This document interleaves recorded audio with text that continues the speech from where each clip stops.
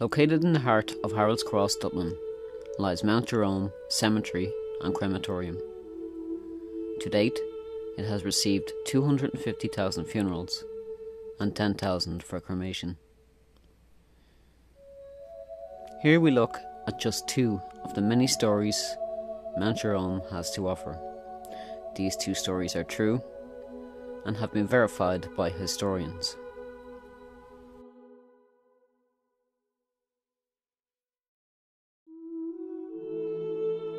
On Monday, November 20th, 1871, a small group of people were gathered in Mount Jerome Cemetery for the funeral of a friend. Their prayers were interrupted by the sound of a gun firing. The shot came from the northern part of the cemetery, and two men bravely went to investigate. A Mr. Clibborn lay on a grave with an old-fashioned pistol in his hands, still smoking. The dead man was dressed well, his cane and hat lying nearby. When someone reached to his hat, paper was inside. The first piece of paper was a letter to the managing director of the Royal Bank, where the dead man had been manager for 25 years.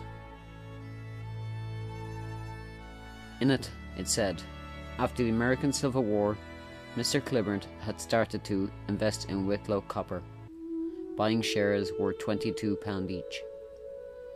The shares, just 3 years later, were being sold for just £9 a share, and because money was owed to the bank, he was forced to sell them at that price.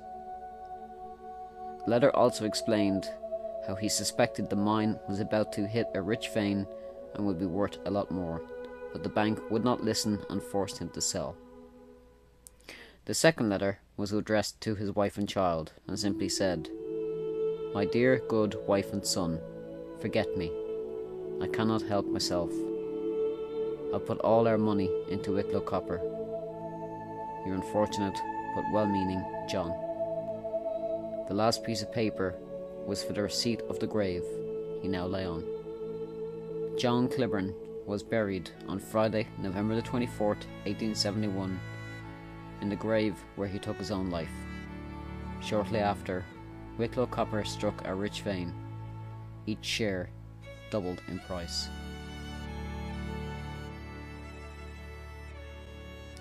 Another story here is of a man who drowned and was buried in Mount Jerome. His faithful dog, heartbroken, visited his owner's grave every day for 3 months. The dog, some say, died of a broken heart, and now takes his place in the master's grave, marked by a monument, the Wailing Dog.